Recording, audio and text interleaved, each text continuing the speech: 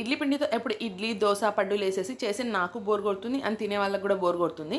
So అందుకోసం ఈరోజు ఇంట్లో ఇడ్లీ పిండితో చిన్న చిన్న పునుగులు అయితే వేసేస్తున్నాను. సో చూసేయండి మీరు కూడా ఎలా ప్రిపేర్ చేసేసుకోవాలో.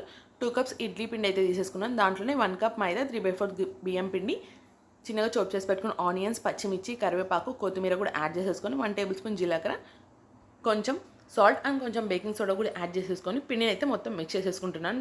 మొత్తం దీంట్లో పిండిని బాగా సాఫ్ట్గా బీట్ చేసేసుకోవడమే మెయిన్ ప్రాసెస్. 1 or 2 minutes ఇలా ఫాస్ట్గా అండ్ సాఫ్ట్గా బీట్ చేసుకుతూనే ఉండాలి.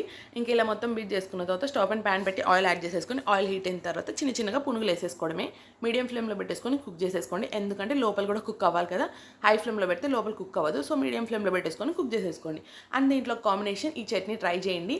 పచ్చిమిర్చి, ఆనియన్ అండ్ టమాటో మూడింటిని కొంచెం ఆయిల్ యాడ్ చేసి మగ్గబెట్టేసుకొని ఫైనల్గా మిక్సీ జార్లోకి యాడ్ చేసుకున్నాక కొంచెం సాల్ట్ యాడ్ చేసి కచ్చపచ్చగా బ్లెండ్ చేసేసుకోవడమే.